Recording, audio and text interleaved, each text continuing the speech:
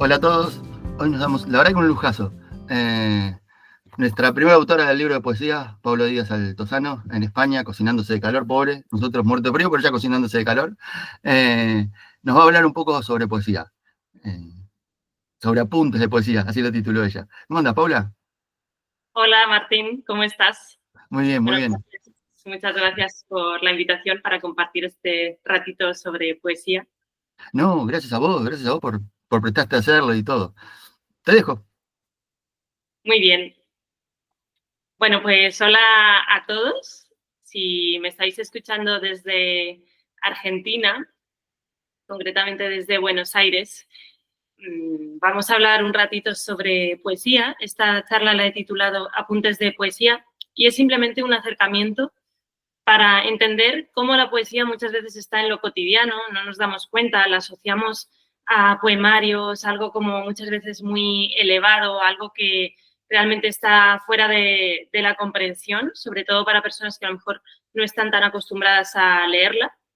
Y mi objetivo con esta charla es hacer un pequeño acercamiento y mostrar que la poesía también puede ser algo muy natural, muy natural relacionado con la propia vida, con la propia cotidianidad y mostrar que muchas veces el hecho poético está en las pequeñas cosas o en percepciones que realmente no tienen nada que ver con libros, sino con la propia vida en sí. Ahora me comentaba Martín que estáis pasando por allá una ola de frío y yo aquí, sin embargo, estoy pasando una ola de calor muy fuerte en Madrid.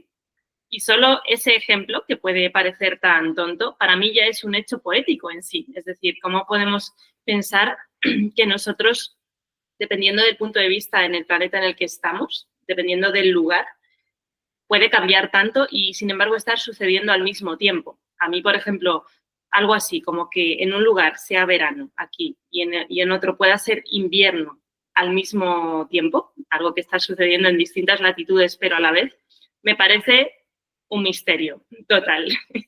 Sé que, por supuesto, puede explicarse desde un punto de vista científico y podemos pensar, bueno, siempre hay una explicación racional para todo, pero lo interesante de la poesía es que va un poquito más allá de la razón. Casi que a veces se mezcla con lo místico, con lo espiritual, no desde un punto de vista estrictamente religioso, sino simplemente, bueno, pues desde una concepción de la vida, del arte, que va un poquito más allá de la razón. Para mí eso es lo más interesante de la poesía y es lo que en la charla de hoy también con con las ideas de Martín vamos a intentar explicar o por lo menos compartir. Siempre puede haber opiniones de toda clase, pero creo que es muy interesante pensar la poesía como algo cercano, eso lo primero. Entonces, yo simplemente lo que voy a hacer es ir hablando sobre lo que para mí significa la poesía, que es algo un poquito también subjetivo.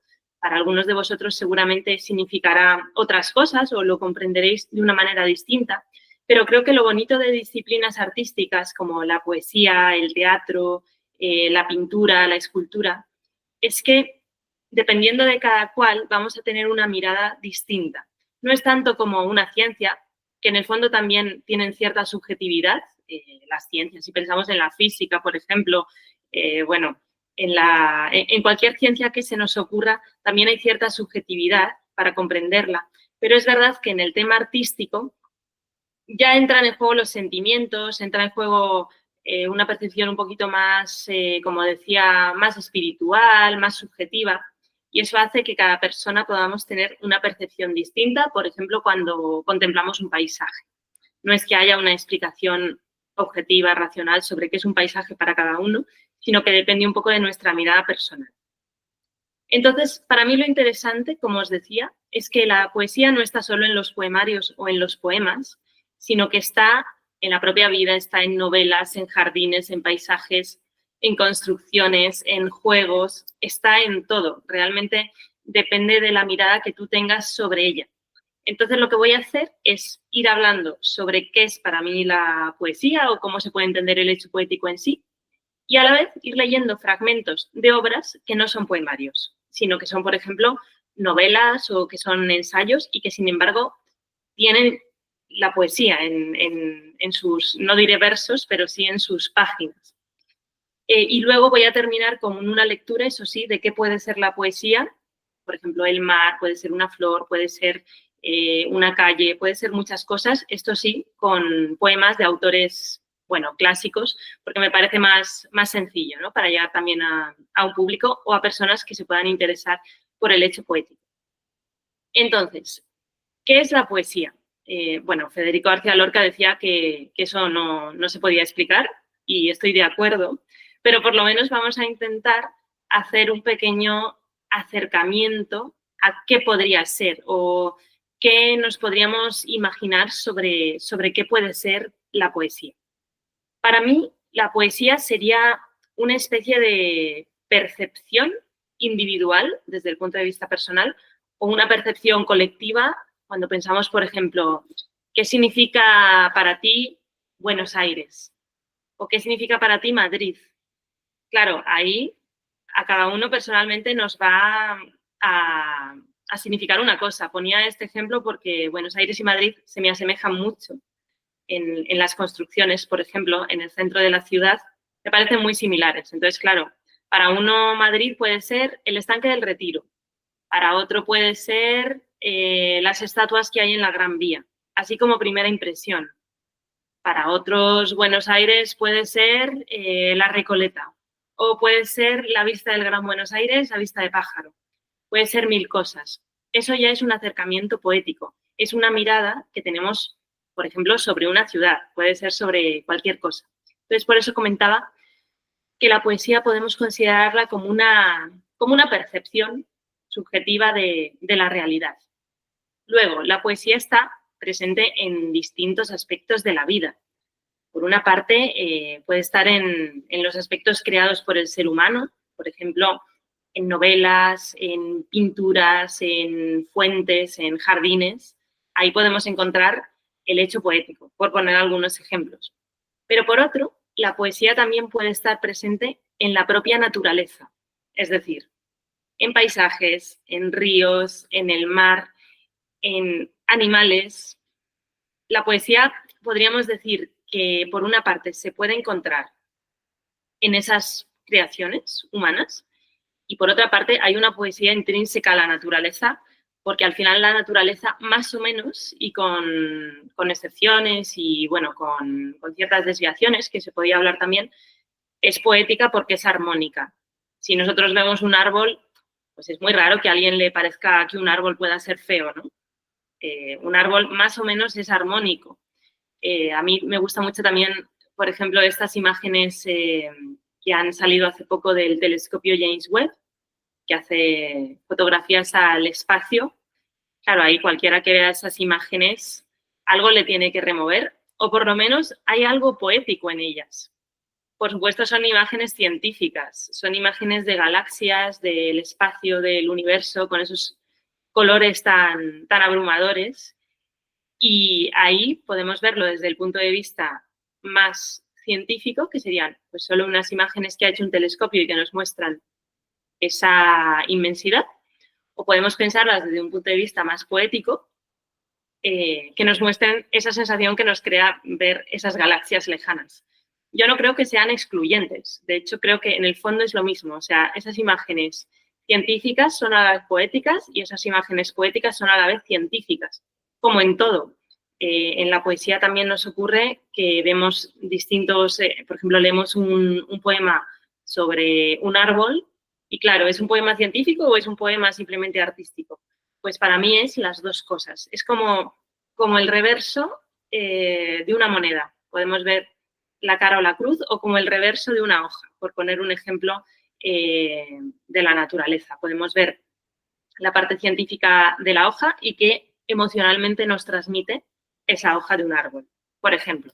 Aunque sea así un poco abstracto, es simplemente para hacer como ese acercamiento. Entonces, simplemente esa poesía, esa percepción que tenemos sobre el hecho poético, depende un poquito de la mirada personal. Y voy a poner un ejemplo que es del libro A la busca del tiempo perdido de Marcel Proust, precisamente al inicio por la parte de Swann. es muy interesante porque aquí estamos hablando de una novela que en el fondo es casi como leer un poema en prosa, porque realmente Proust tenía una sensibilidad extraordinaria para esas pequeñas percepciones de la propia cotidianidad. Y a mí me parece muy bonito el inicio de este libro, cuando él hace como ese recuerdo de cuando era pequeño, cuando estaba en esa casa, en esa habitación a oscuras, que él echaba de menos, bueno, a su madre en este caso.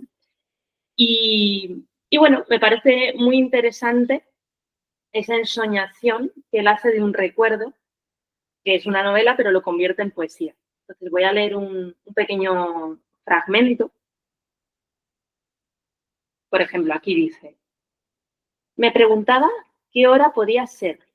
Oía el pitido de los trenes, que más o menos lejano, como el canto de un pájaro en el bosque, determinando las distancias, me describía la extensión del campo desierto, donde el viajero se apresura hacia la estación cercana. Y el sendero que sigue va a quedar grabado en su recuerdo por la excitación que debe a unos lugares nuevos, a unos actos insólitos, a la reciente charla y a la despedida bajo la lámpara extraña que todavía los siguen en el silencio de la noche, a la dulzura próxima del regreso. Apoyaba delicadamente mis mejillas contra las hermosas mejillas de la almohada, que llenas y frescas son como las mejillas de nuestra infancia. Rascaba una cerilla para mirar el reloj. Pronto medianoche. Ese es el instante en que el enfermo que se ha visto obligado a salir de viaje y ha debido acostarse en un hotel desconocido, despertado por una crisis, se alegra al percibir bajo la puerta una raya de luz. ¡Qué gozo! Ya es de día. Dentro de un momento los criados estarán levantados. Podrá llamar, vendrán a traerle ayuda. La esperanza de ser aliviado le da el valor para sufrir. Precisamente ha creído oír pasos.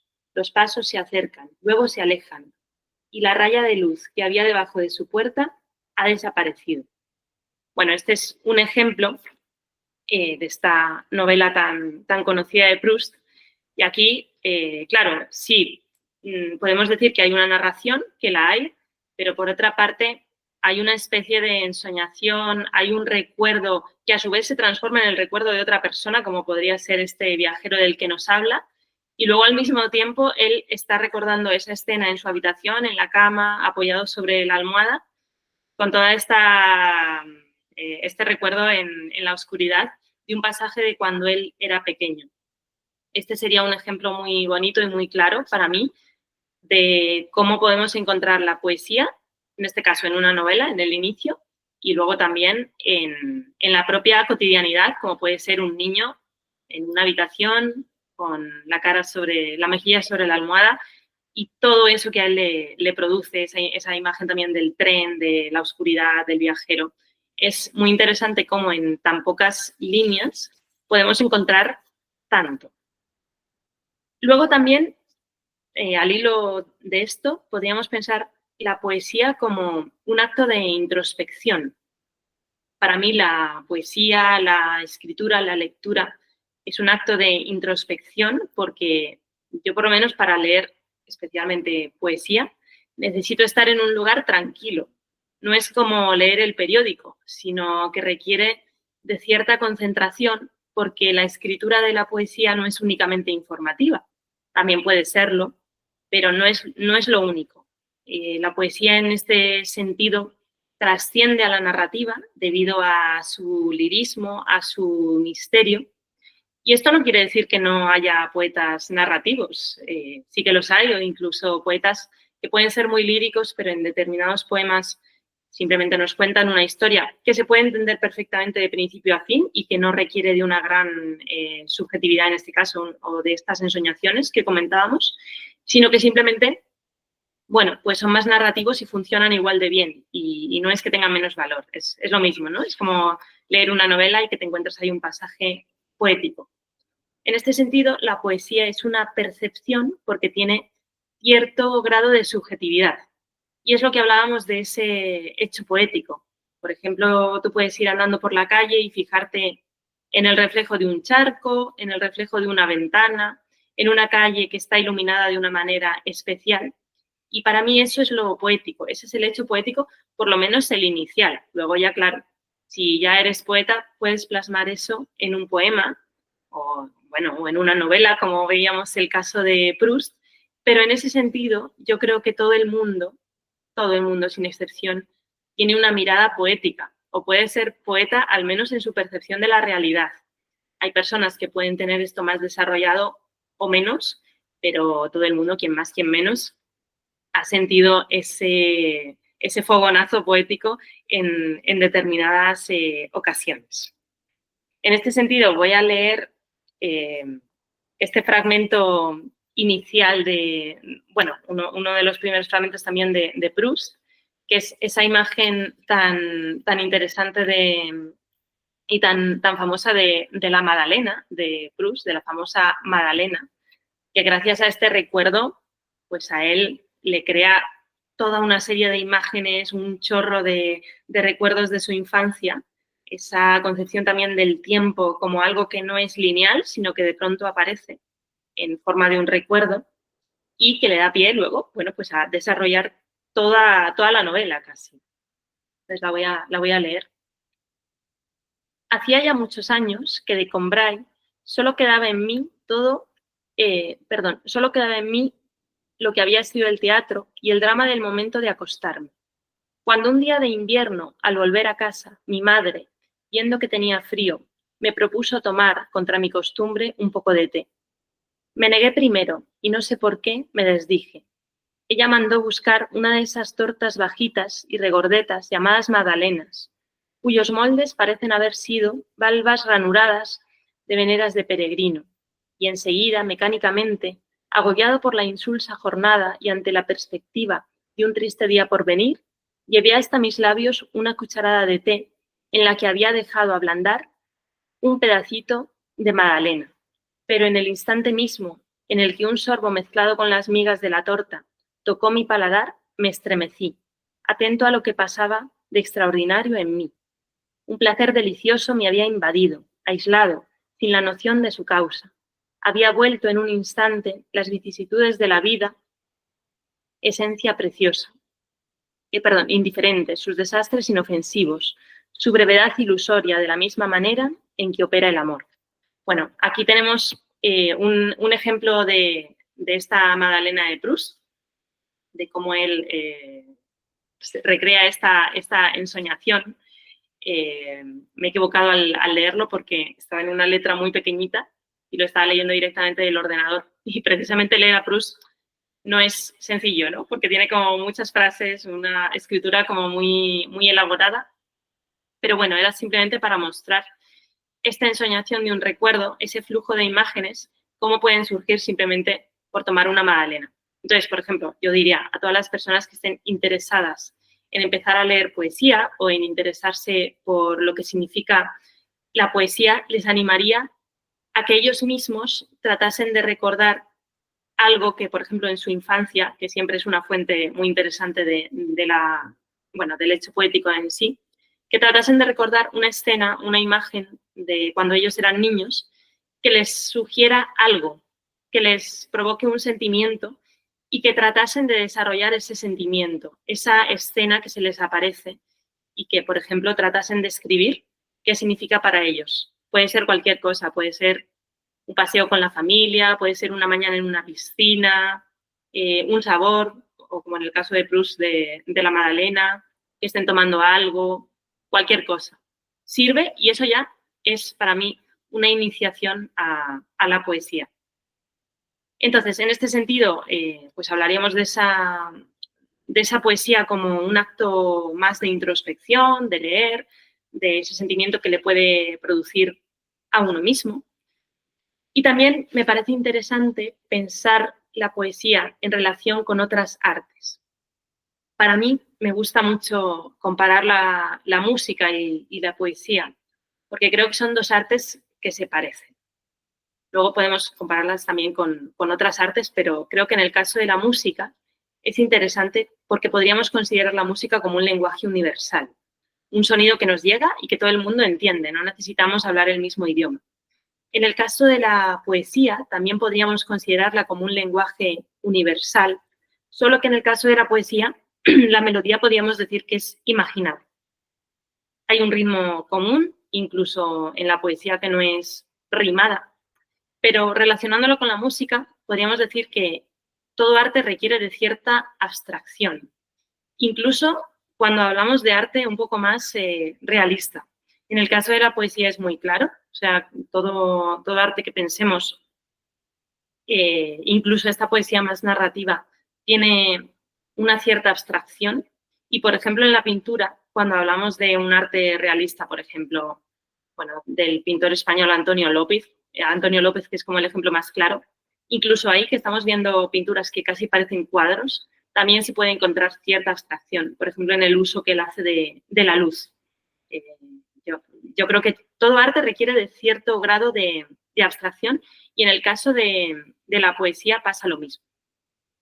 Voy a leer un pequeño fragmento esta vez de un libro que es Notre Dame de París, o Nuestra Señora de París de Victor Hugo, que es un libro muy interesante porque, aunque está ambientado en la Edad Media, y Victor Hugo imprime totalmente el carácter romántico de su época.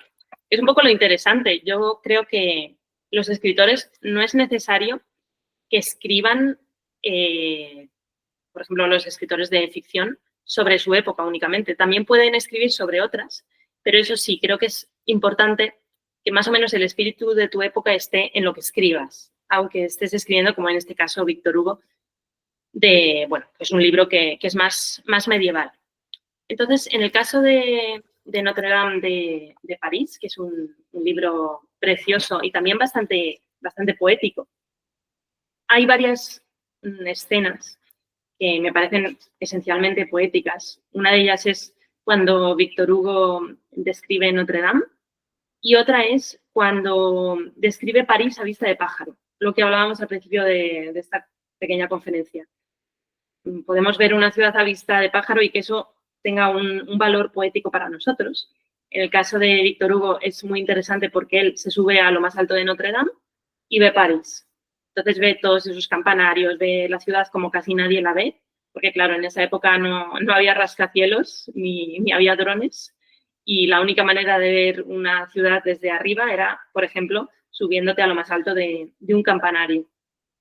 Entonces hay un pasaje muy bonito en Notre Dame de París en el que Victor Hugo habla de París a vista de pájaro y describe cómo hay un momento en el que todas las campanas de París, todos los campanarios empiezan a repicar. Entonces, aquí es un ejemplo precioso también de cómo la música se puede mezclar con la poesía, aunque no la estemos escuchando. Lo bonito de la poesía también, y un valor que podríamos decir que tiene respecto a la música, es que requiere de más imaginación. La música es más directa, tú la escuchas y, por supuesto, eso te puede hacer que tú pienses en muchísimas ensoñaciones, en muchísimos sentidos. Pero en el caso de la poesía requiere un poquito más de esfuerzo y es que tú la lees y luego esa melodía imaginada, pues tú ya la puedes imaginar de distintas formas. Entonces, dice así la parte en la que Victor Hugo habla de todo ese sonido de los campanarios a todo repicar en París. Es, creedme, una ópera que merece ser escuchada. Por lo general, el rumor que se escapa de París durante el día es el habla de la ciudad. Por la noche es su respiración, pero ahora es la ciudad que canta. Prestad oído a ese tuti de campanarios. Esparcid sobre el conjunto el murmullo de 500.000 de hombres, el eterno lamento del río, los soplos infinitos del viento, el cuarteto grave y lejano de los 4 bosques situados sobre las colinas del horizonte, como inmensas cajas de órganos. Apagad, como en una media tinta, todo lo que el carillón central pueda tener de demasiado ronco y de demasiado agudo, y decidme si conocéis en el mundo alguna cosa más rica, más gozosa, más dorada, más deslumbradora que ese tumulto de campanas y campanillas, que esa hoguera de música, que esas 10.000 voces de bronce cantando a la vez en unas flautas de piedra de una altura de 300 pies, que esa ciudad que es toda ella una orquesta, que esa sinfonía que hace el estruendo de una tempestad. Bueno, aquí teníamos este impresionante fragmento de Víctor Hugo, que la verdad es que para mí es un poema en sí. Es un poema narrativo en el que nos muestra Víctor Hugo, bueno, pues estas imágenes impresionantes, o este sonido que nos podemos imaginar leyendo esta pequeña narración, y que nos evoca, claro, a cada uno de nosotros nos puede evocar una cosa, porque ninguno de nosotros lo va a imaginar de la misma forma. Y esto es lo bonito de la poesía, que es capaz de crear miles de sentidos, según la persona que sea.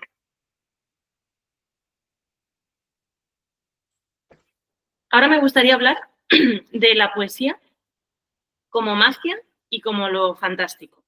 Esto también, claro, como decía al principio, para cada uno puede ser una cosa, pero es verdad que el artista, no solo el poeta, sino cualquier artista de cualquier disciplina artística, se convierte en mago, en alguien capaz de, con su obra, trascender el propio relato, de crear imágenes ilusorias que guardan una verdad. Esto es para mí lo más importante del arte y de la literatura. Y es que creando relatos o poemas que pueden ser ficción, pues sí, podemos considerar que son ficticios, pero encierran una verdad. Y esto es lo poderoso del arte y lo poderoso de la literatura. Un ejemplo que tampoco es poético, pero bueno, aquí yo al principio por lo menos voy a hablar solo de cuestiones que no son poesía en sí, pero que son poéticas, son los gabinetes de curiosidades o cuartos de maravillas. Aquí no estamos hablando ya de novelas, sino de esas salas que se crearon sobre todo en el Renacimiento por parte de la burguesía, de los nobles, y que hacían colecciones que podían tener todo tipo de objetos, por ejemplo, cuernos de narvales, vértebras de ballena, elixires traídos de países lejanos, espadas, cajitas que podían contener cualquier tipo de cosa, libros extraños, animales fantásticos, amuletos, podía haber también colas de sirena, había de todo lo más extraño que se nos pudiera ocurrir. Eso había en los gabinetes de curiosidades y cuartos de maravillas, que, bueno, pues estos viajeros que venían de tierras lejanas traían estos objetos y los nobles decían, pues voy a hacer una habitación que sea que reúna esta colección. Y entonces podrían considerarse estos cuartos de maravillas como los precursores de los museos, o por ejemplo, como los precursores de los museos de ciencias, que era un poco tratar de mostrar esos objetos exóticos que nadie había visto. Entonces, a mí me parece muy, muy interesante estos cuartos de maravillas porque son poéticos en sí mismos. Es como cuando nosotros vamos a un museo y empezamos a ver esos objetos tan extraños que no podemos comprender y les damos un sentido. Pues en los cuartos de curiosidades pasaba lo mismo en estos gabinetes. Las personas iban a estos cuartos para asombrarse. Y es un poco lo mismo que hace la poesía. A mí a veces me gusta pensar la poesía como algo maravilloso también en el sentido del asombro. Como si fuera una especie de baúl o una especie de cuarto o de pared, que en su momento la llamaban a esta pared de curiosidades también la pared preciosa, y pudiéramos encontrar ahí objetos que nos creen un sentido, que nos produzcan algo también, un asombro. Esto para mí sería también la poesía. Tengo aquí un libro muy, muy interesante de Italo Calvino, que es 6 propuestas para el nuevo milenio. Y él en este libro habla de cómo debería ser la literatura en el siguiente milenio. Y habla de distintas propuestas, de distintos conceptos que él considera que pueden ser interesantes para entender la literatura y, bueno, también el hecho poético. Entonces, él habla de la levedad, habla de la rapidez, de la exactitud, de la visibilidad, de la multiplicidad y luego también hace como un pequeño resumen sobre el arte de empezar y el arte de acabar.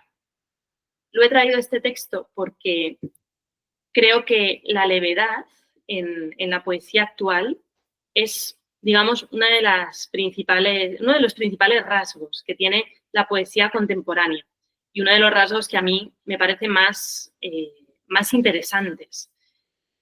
Por ejemplo, ¿tendría hoy sentido escribir una poesía que fuera muy surrealista? Bueno, puede ser que ciertos poemas o ciertos autores contemporáneos también tengan como cierto carácter surrealista en ese sentido, pero creo que hoy en día para mí la poesía que más me interesa es aquella que es más leve, aquella que está despojada de grandes relatos y que se centra un poco más en lo cotidiano. Esto no quiere decir que no se puedan hablar de grandes relatos poéticos en la actualidad. Sí se puede, pero desde una perspectiva más íntima, como más interior, precisamente porque nuestra época actual prescinde un poco de la épica entendida como grandes viajes, grandes exploraciones.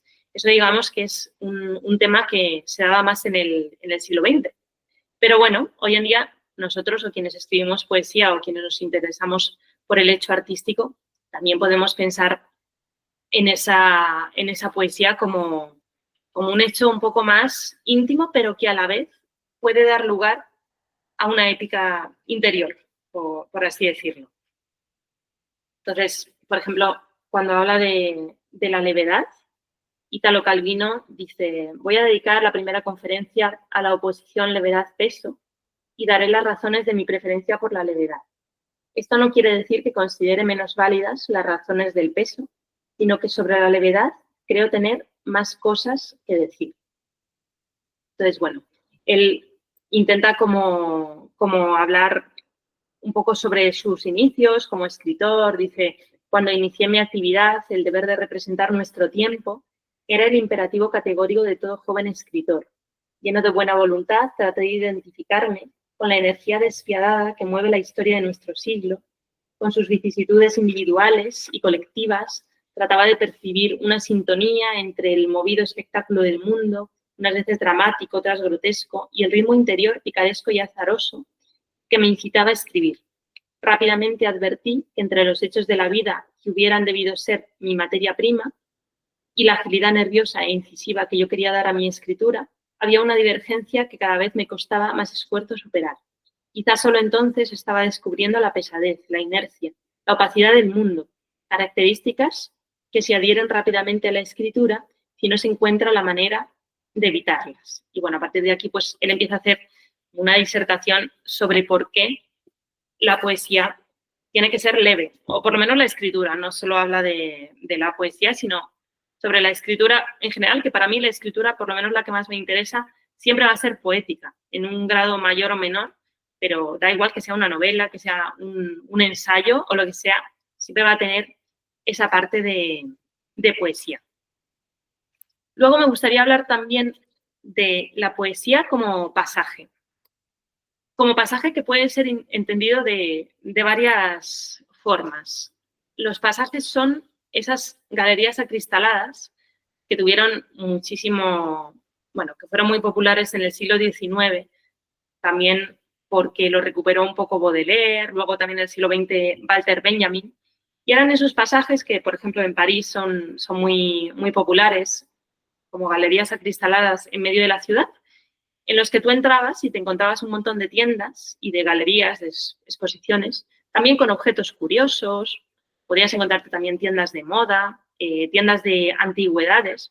Entonces es un poco parecido a esto que comentábamos antes de los gabinetes de curiosidades o cuartos de maravillas, porque ahí cualquier persona podía entrar y encontrarse objetos extraños, objetos maravillosos, tiendas con cosas de otros países que hasta entonces no se conocían mucho. Y también me parece interesante pensar en estos pasajes, en los pasajes acristalados de París, como un lugar donde tú te metes y puedes acceder, por ejemplo, a otra calle, porque había algunos pasajes que comunicaban con la calle que estaba paralela al otro lado. Entonces yo creo que es una metáfora también interesante y bonita para pensar la poesía como un pasaje a lo desconocido, a un nuevo conocimiento. Pasa lo mismo en cualquier arte, no solo en la poesía, pero bueno, aquí estamos hablando específicamente de esta disciplina artística. Entonces, a mí me parece interesante pensar la poesía, la música y la literatura, también el cine, como artes que son lineales, en los que tú empiezas en un punto, recorres un camino y acabas en otro, desde un punto de vista temporal. Y luego, sin embargo, otras artes, por ejemplo, la escultura, la pintura y la fotografía, serían más directos. Son imágenes que también tienen una linealidad, pero dentro de ellas mismas. Es interesante pensar esto, ¿no? Como algunas artes son más lineales, requieren de una disposición temporal. Una sinfonía empieza en un punto y acaba en otro, a lo mejor hora y media después, mientras que un cuadro tú lo ves y lo estás viendo entero, no necesitas de esa linealidad. O claro, tú puedes estar ahí todo el tiempo que quieras frente a ese cuadro, pero no requieren de esa cuestión temporal que te lleva de un punto a otro. Entonces, en el caso de la poesía me parece interesante compararla con el pasaje, por lo que tiene de entrada a un nuevo conocimiento, a una nueva calle, a un nuevo lugar, y también por lo que tiene de azar. En el caso de la poesía, creo que es muy importante lo azaroso. El azar, claro, no desde una perspectiva completamente de me pongo a escribir y escribo al tuntún un poco las frases que quiero, tampoco es eso, pero sí que comparado con la narrativa tiene un punto azaroso, porque a veces tú puedes juntar una frase con otra que en un principio no tiene nada que ver y sin embargo tiene un sentido y de pronto como que te llama la atención.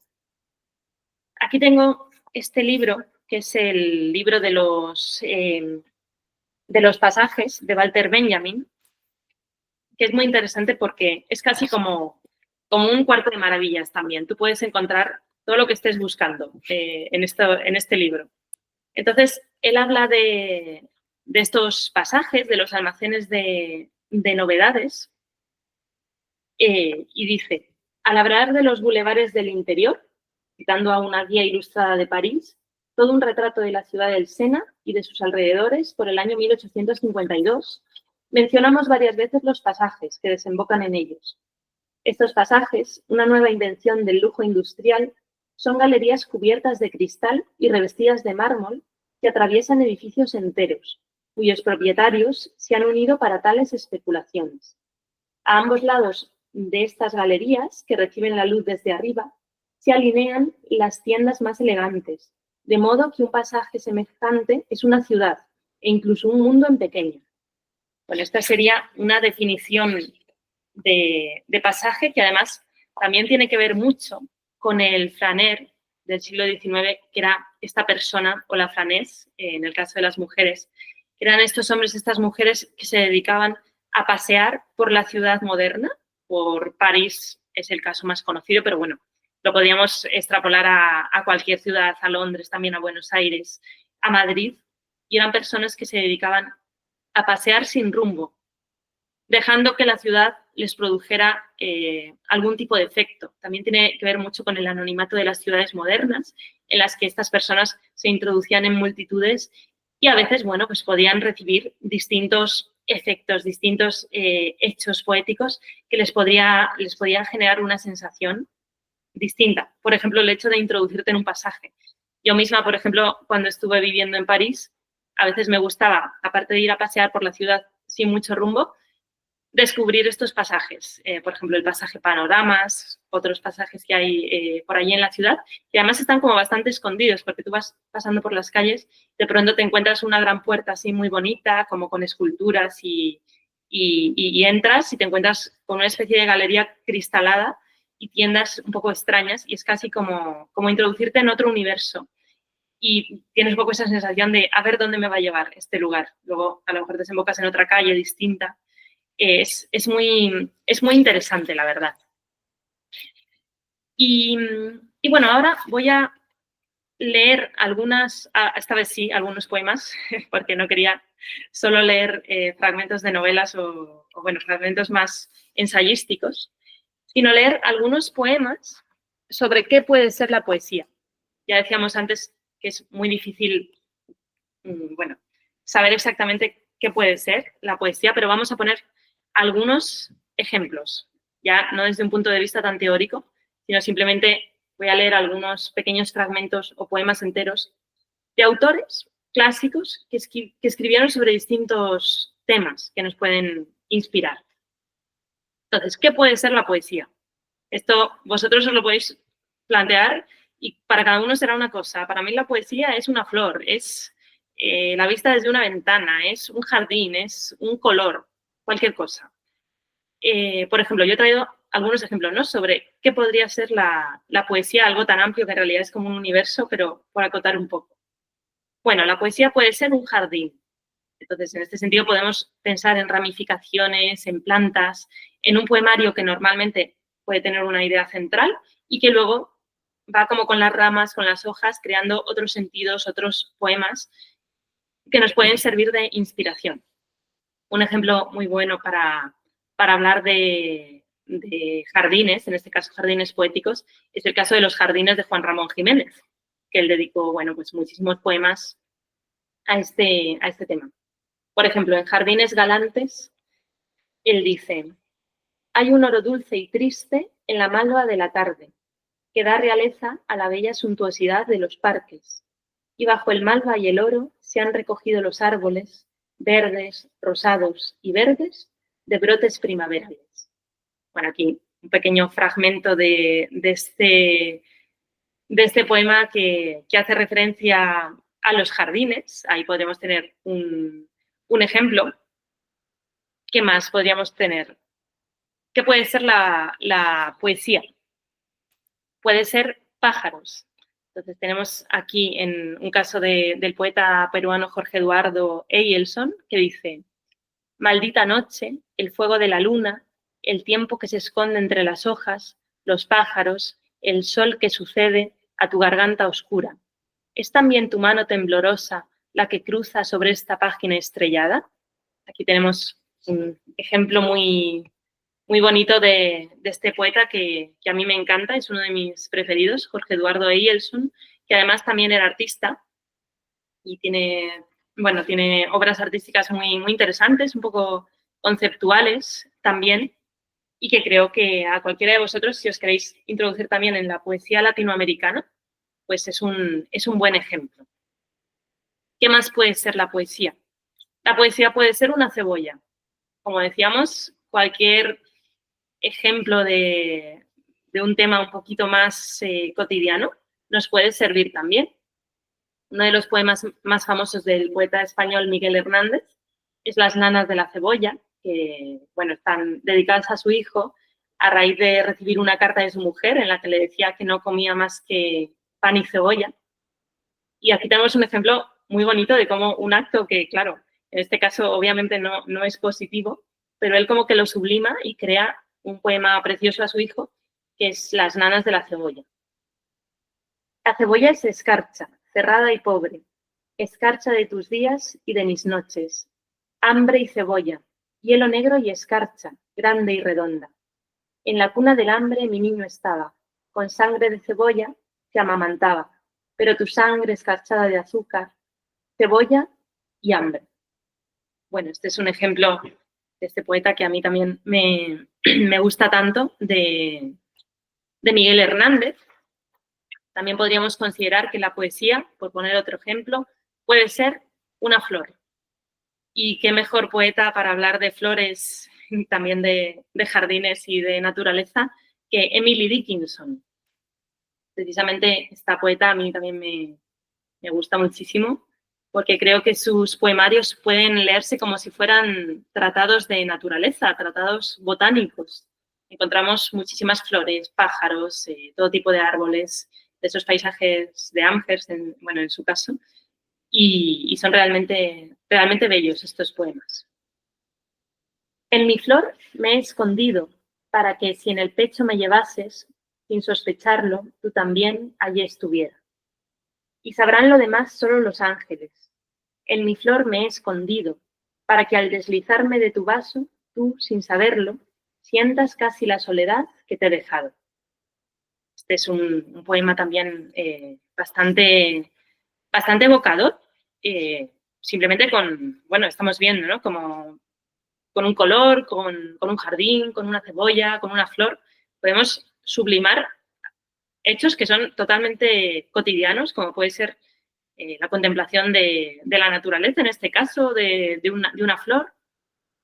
Luego he traído otro también de Juana Inés de la Cruz, que aquí tenemos un ejemplo de poeta extraordinaria en el que sí que es verdad que hay un misticismo, pero bajo todo ese misticismo está, por ejemplo, el amor. Entonces, yo aquí he entendido cómo la poesía puede ser un corazón.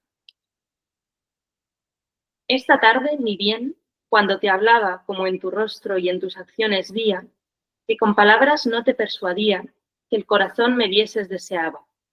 Y amor, que mis intentos ayudaba, venció lo que imposible parecía, pues entre el llanto que el dolor vertía, el corazón deshecho destilaba. Bueno, aquí otro ejemplo, ¿no?, de poesía, en este caso más referida al amor, al corazón. Y aquí he traído, hablando del amor, que es uno de los temas por excelencia del arte y de la poesía en particular. Creo que es imposible encontrar algún poeta que no haya escrito algún poema de amor, eso es así. De hecho, se dice muchas veces que los poetas, sobre todo cuando empiezan, escriben muchos poemas que tienen que ver con el amor, porque es precisamente la poesía lo que hace es permitirnos acceder un paso más allá, ¿no?, de esa razón que decíamos. Entonces, qué mejor disciplina que lo poético para hablar de estos temas. Aquí tengo este libro de Edith Södergran, de esta poeta nórdica, que es muy interesante también, y tiene un poema que precisamente se titula Amor, y en este poema podríamos decir que la poesía es un vestido frente al mar. Mi alma era un traje azul claro como el cielo, lo dejé en una roca junto al mar, y desnuda fui hasta ti y parecía una mujer. Y como mujer me senté a tu mesa, y bebí un cuenco de vino y aspiré el aroma de unas rosas. Me encontraste bella y parecida a algo que habías visto en sueños. Olvidé todo, olvidé mi infancia y mi patria. Solo sabía que tus caricias me tenían cautiva. Y sonriente, tomaste un espejo y me pediste que me mirara. Bueno, este fragmento de un poema que también podemos considerar. Otra vez lo mismo, muchas veces pensamos que la poesía es algo difícil, que es algo complicado, y en realidad es lo más sencillo que existe.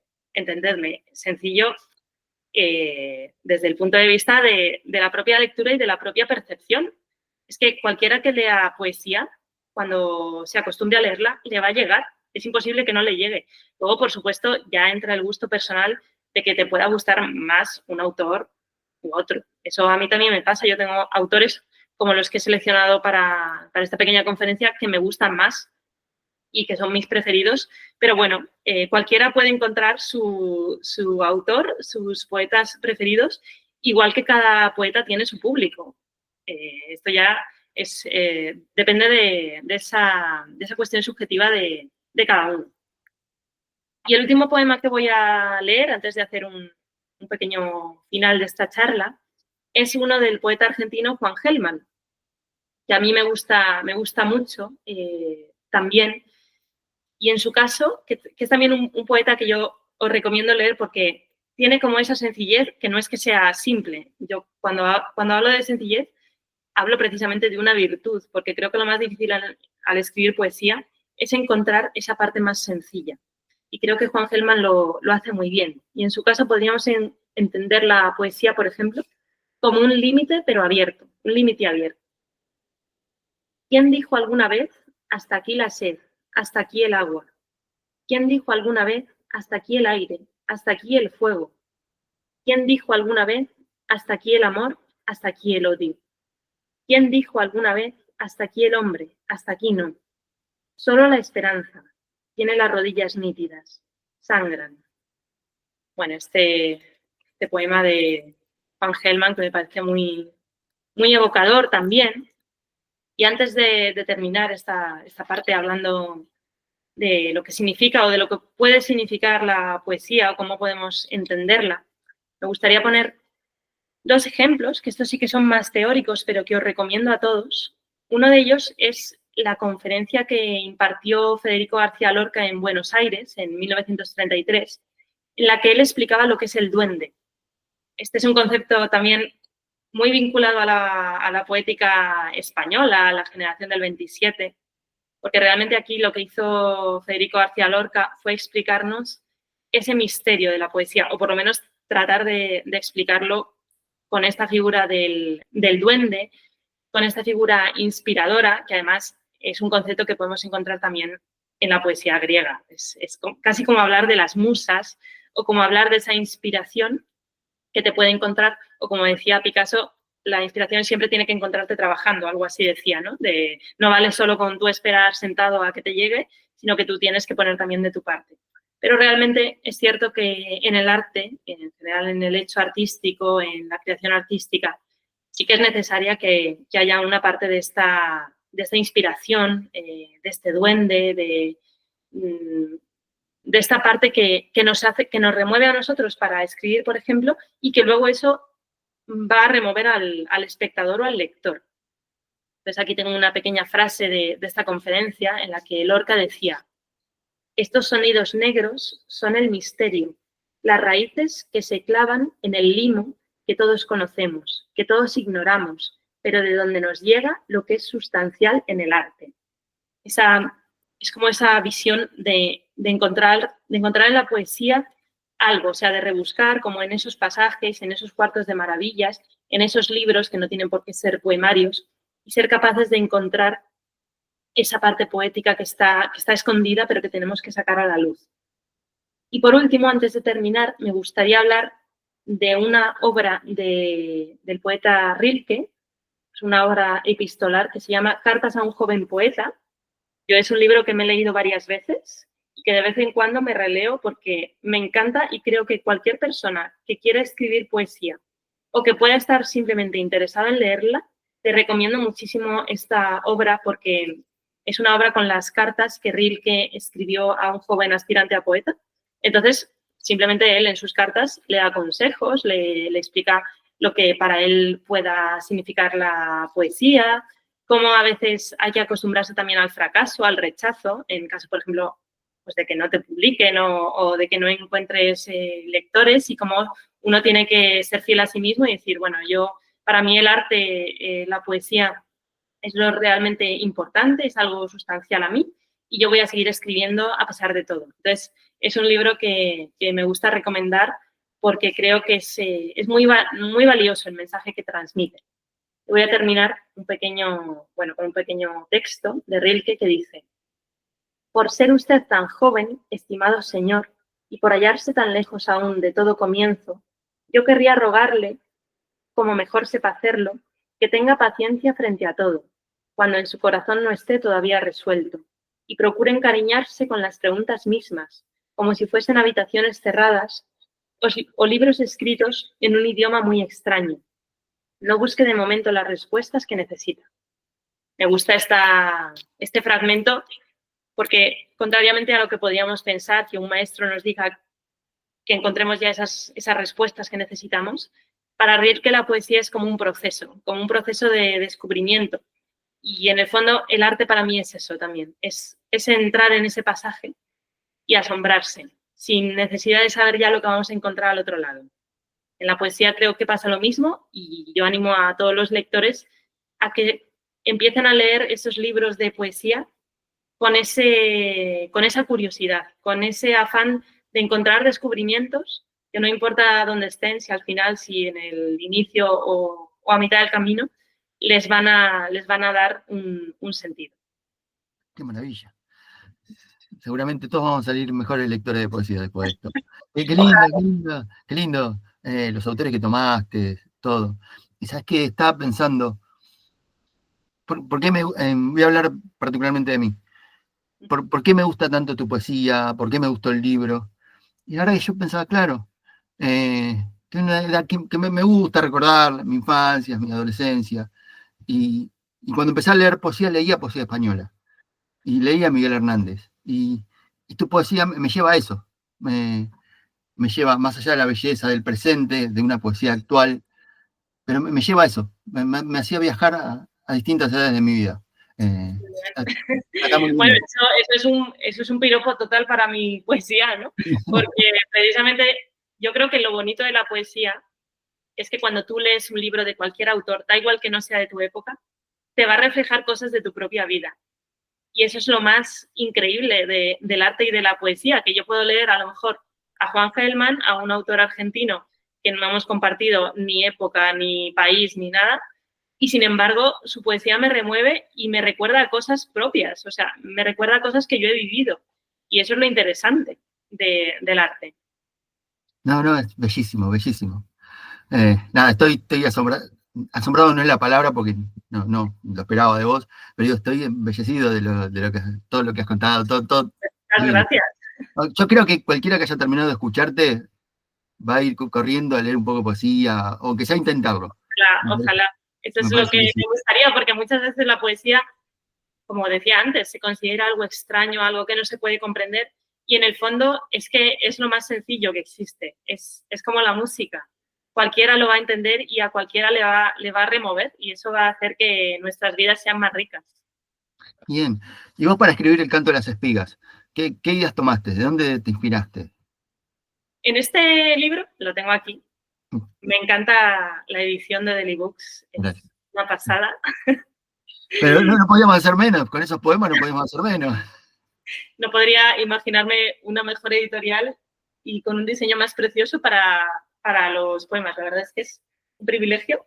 Y bueno, este libro, que se titula Canto de las espigas, el título está tomado de un cuadro de Maruja Mayo, que se titula así, Canto de las espigas, que es muy, muy bonito también. Salen como 3 personajes y tiene una historia así un poco social de fondo de la España del siglo XX. Y yo he pretendido hacer una especie de representación de las raíces, de lo que para mí puede significar toda esa tradición poética que yo he leído desde que era adolescente hasta ahora, y hacer una visión personal de esas raíces. Por ejemplo, utilizando elementos como el fuego, los campos, los pájaros, los animales, los jardines, la propia ciudad de Madrid, las cartas de escritores de otros siglos. Entonces, uniendo esta serie de conceptos o de elementos que tienen que ver con la tradición de la poética española en particular, y luego, por supuesto, de la poética universal, pero es inevitable que en la poesía propia aparezcan, bueno, lo que más has leído, lo que has seguido.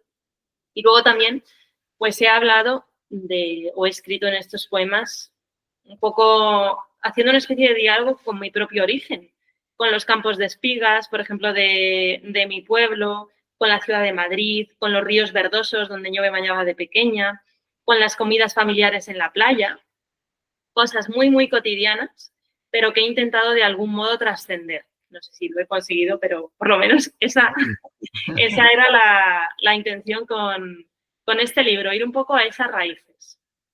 A mí uno de los poemas, realmente me gusta todo, pero uno de los poemas que más me llegó es Mi abuelo tiene 15 años.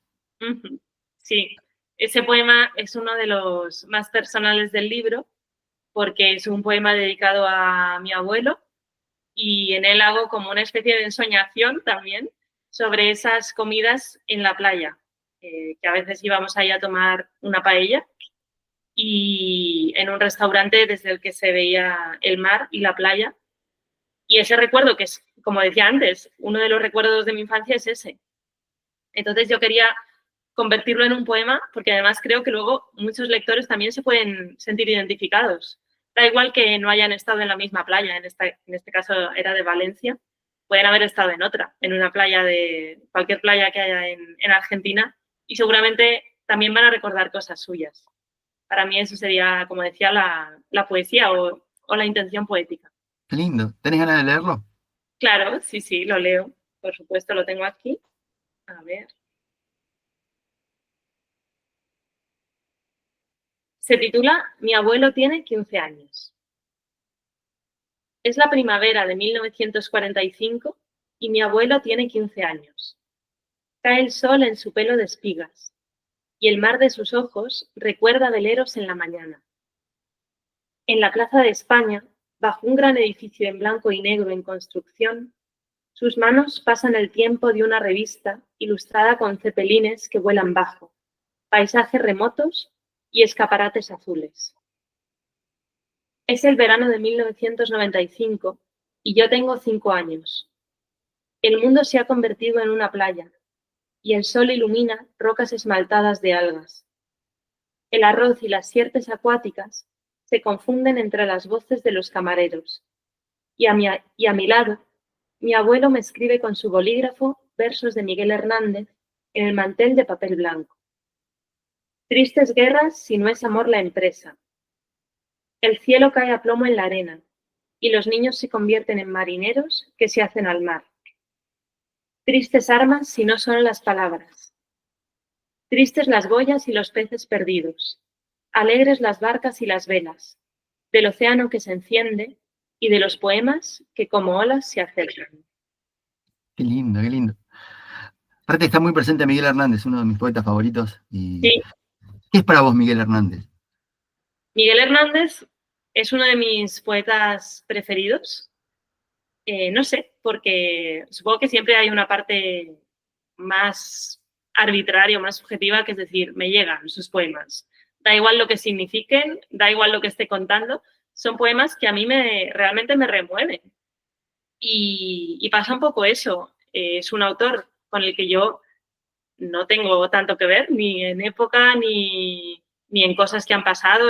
Muchos de sus poemas, bueno, los escribe en un contexto bélico, en una situación, en este caso de España, que era muy distinta a la que hay hoy en día, y sin embargo son poemas que van más allá del relato, que son universales. A mí los poetas que más me gustan son esos que son capaces de trascender su propio relato histórico y que nos llegan por otros motivos, por esas sensaciones que nos pueden provocar.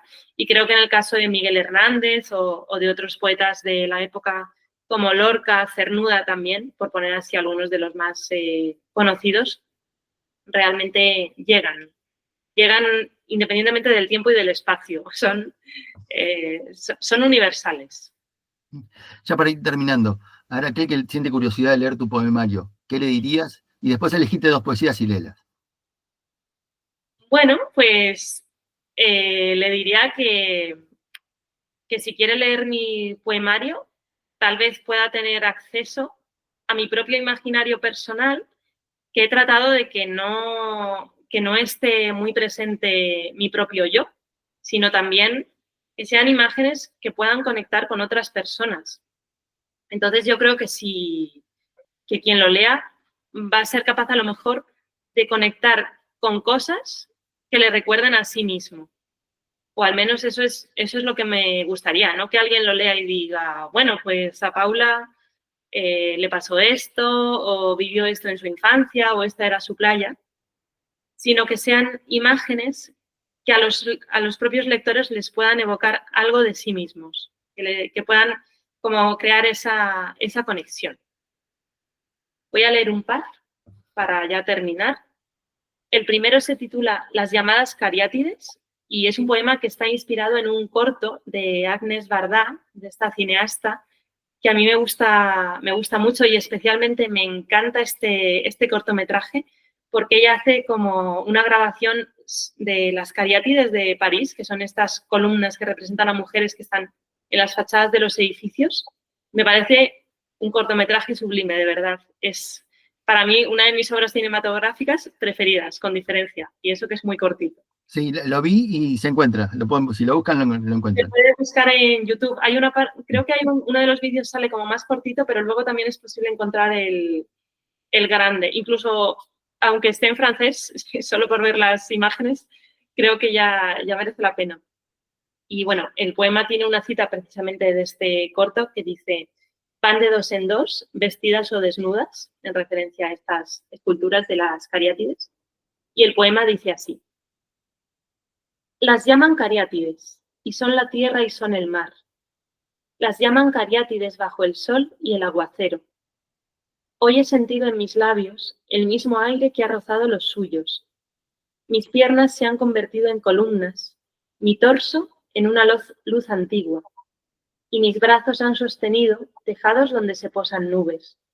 El sol de invierno transformado en pájaros alumbra rostros eternamente despiertos. Las paradas de autobús están repletas.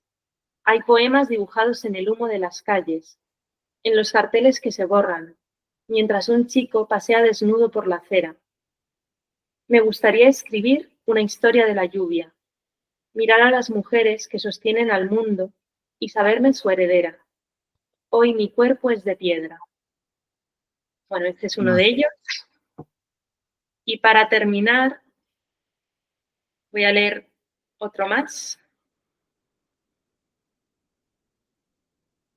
que se titula Retrato con barcos. Te miro y veo barcos en el fragor del oleaje.